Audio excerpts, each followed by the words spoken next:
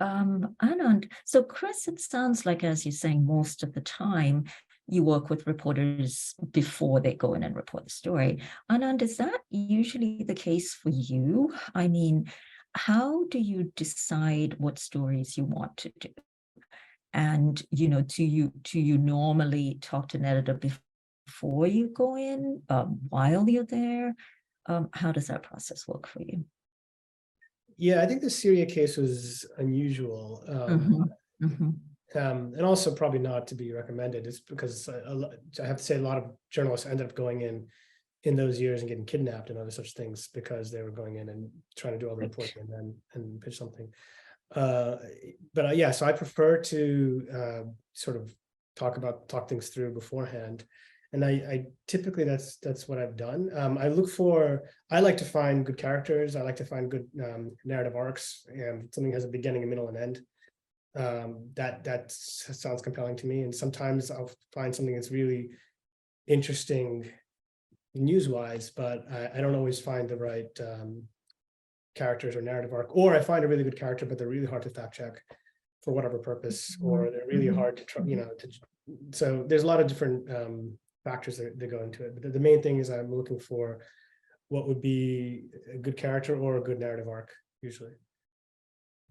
How do you decide where to go? Because one thing that struck me, you mentioned fact checking. One thing that struck me about your work is the tremendous amount of research that goes into it.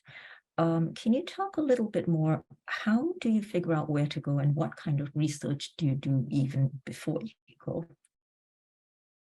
So I mean, I haven't reported in that many places, to be honest. I mean, I reported in a lot of the Arab worlds, Iraq, Syria, Egypt, Libya, and Afghanistan. And so with Iraq and Afghanistan, I was primarily drawn by the fact that we were at war there. So to me, it was trying to tell an aspect of our involvement, and so that's why I was drawn there. But the Arab Spring, I was drawn by the idea of this revolution, or these revolutions for democracy, and interested in seeing what it looks like for people to try to struggle for democracy under pretty adverse conditions. And so both of these, whether the American wars or democracy, are things that are very relevant, obviously, to us here.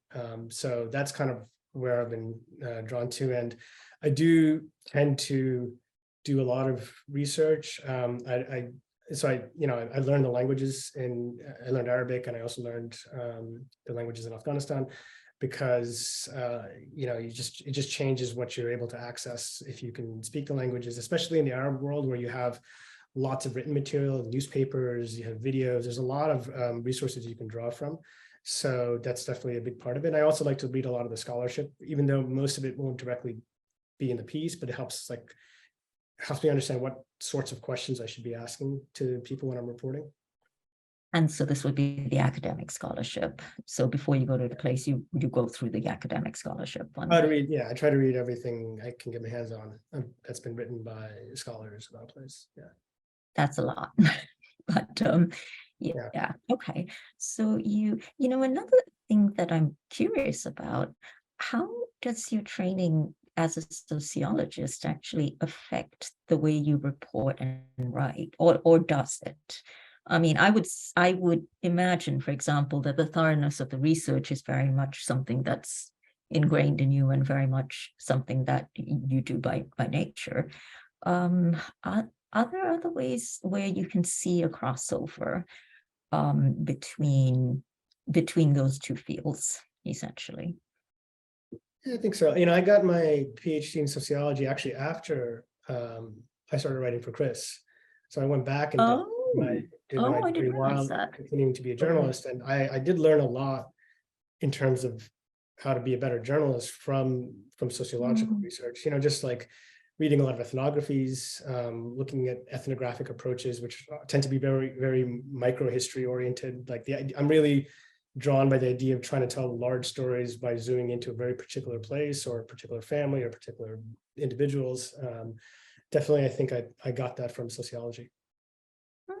Interesting. So, Chris, tell us a bit more too about when you get a bunch of pitches, what normally catches your eye? And let's start with that. What usually strikes you? I'm sure it's a wide range of things, but what do you look for?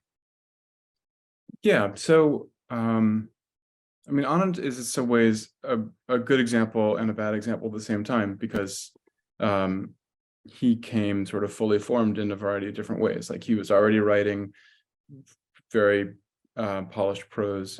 In the case of the Syria story, he had already done the reporting. But the ways in which he's similar to other writers, I'm looking for two things, basically.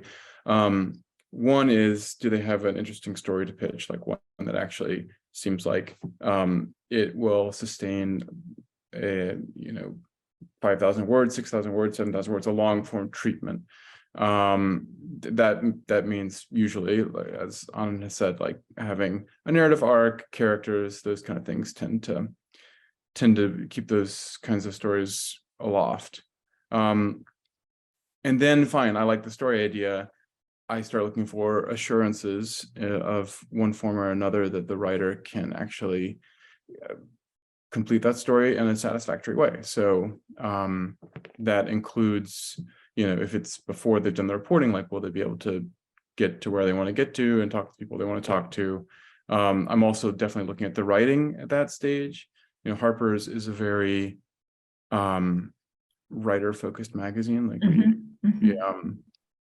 we want the writers to have their own voices and for them to be strong voices. And so I will, even in a casual email, I'm looking at the language a little bit, and then definitely in the pitch itself, it's the moment to sort of showcase your command of arresting details, good use of concrete language.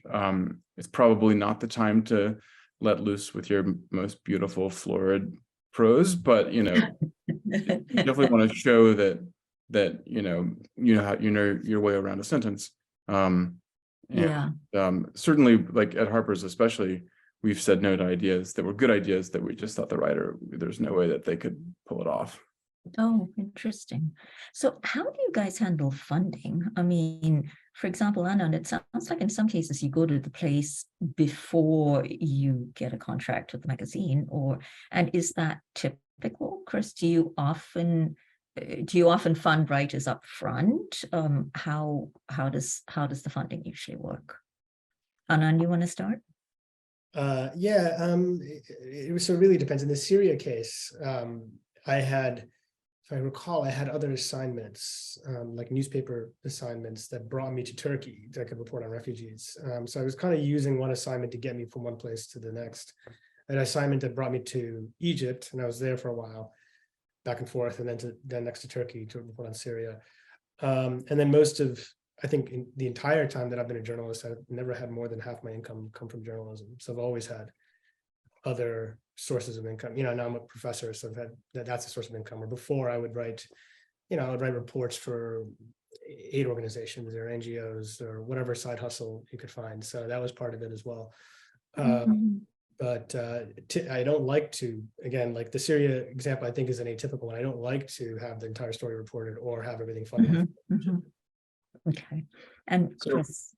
So for the Syria story, it was all reported, but I think after the fact, Harper's paid for your expenses. And Harper's would, in a normal situation, set a budget ahead of time and say, like, okay, you want to go to Syria for 2 weeks, like, what's that going to cost? And then, Harper's is a nonprofit magazine. If it was too expensive, then we would often reach out to other organizations to try to secure help with funding. Like the Pulitzer Center would fund this kind of reporting, or if it was an investigative story, like what was then known as the Nation Institute, I think now is Type Investigations. We would look for or ProPublica. We would look for like outside partners, basically.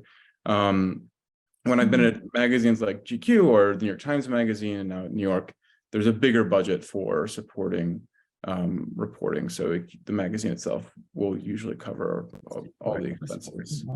But yeah, Anand definitely went about the whole thing backwards. In fact, I remember with this assignment,